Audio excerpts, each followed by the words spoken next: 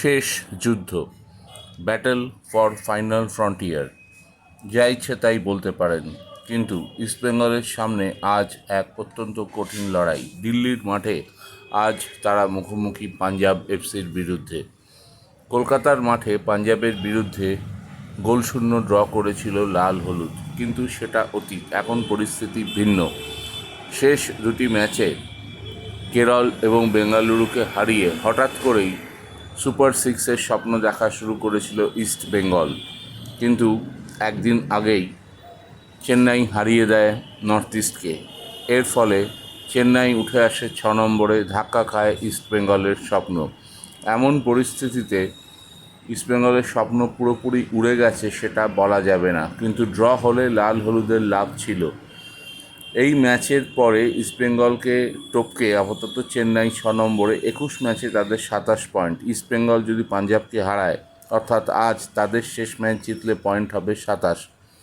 সেক্ষেত্রে চেন্নাইয়ের শেষ ম্যাচ গোয়ার বিরুদ্ধে, চেন্নাই ড্র করলেও 6 নম্বর দল হিসেবে কোয়ালিফাই করে যাবে। একমাত্র গোয়া যদি চেন্নাইকে হারিয়ে দেয়, সেক্ষেত্রে সফল হতে পারে ইস্টবেঙ্গলের স্বপ্ন, কারণ মুখোমুখি লড়াইয়ে চেন্নাইকে হারিয়েছিল ইস্টবেঙ্গল।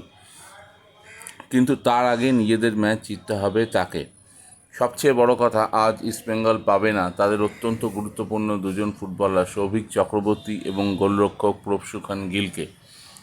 সৌভিকের জায়গায় খেলবে অজয় ছেত্রী এবং গিলের জায়গায় সম্ভবত Kamaljit.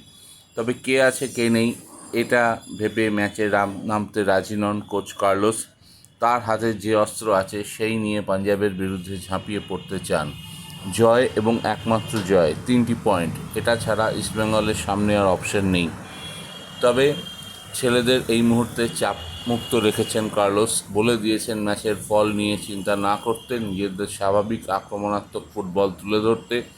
Clayton Silva, Hijazi, Saul Crespo, Mahesh যেভাবে ফুটবল খেলছেন তার তারিফযোগ্য, প্রশংসা করতে হবে বিষ্ণুর। সব মিলিয়ে যে নতুন ফুটবলাররা ইস্টবেঙ্গলের জার্সিতে সুযোগ পেয়েছেন তারাও নিজেদের উজাড় করে দিয়েছেন। আজ কোচ কার্লোস জানিয়েছেন, কেউ ধরেই নিয়েছিলেন ইস্টবেঙ্গল হয়তো আবার ব্যর্থ হবে, কিন্তু তিনি প্রমাণ করে দিয়েছেন গত 3 বছরের তুলনায় এবছর ইস্টবেঙ্গল সফল। কী মন্ত্রে ঘুরে দাঁড়ালো তারা? কার্লোস বলেছেন, ক্রীড়াসূচির জন্যই প্রথম পর্বে টানা পয়েন্ট অর্জন করা কঠিন হয়ে পড়েছিল। মাঝের কয়েকটা দিন বিরতিতেই ইস্টবেঙ্গল রিচার্জ হয়ে যায়। শেষ 2 ম্যাচে 100% দিয়েছে ছেলেরা। ভারতীয় ফুটবলের সর্বোচ্চ আসনেই ইস্টবেঙ্গলকে নিয়ে যাওয়া তাদের একমাত্র লক্ষ্য। লাল হলুদ জনতা সেই স্বপ্নই দেখছেন। অর্থাৎ এবারের আইএসএলে ইস্টবেঙ্গল শেষ 6 খেলবে কিনা সেটা যেমন এখনও নিশ্চিত নয়, কিন্তু আগামী বছর ইস্টবেঙ্গল অত্যন্ত শক্তিশালী দল করছে সেটা বুঝিয়ে দিয়েছেন কার্লোস। তবে যাই হোক, ফুটবলে যতক্ষণ শ্বাস ততক্ষণ আশ, তাই এইটুকু বলা যেতেই পারে সে কথা।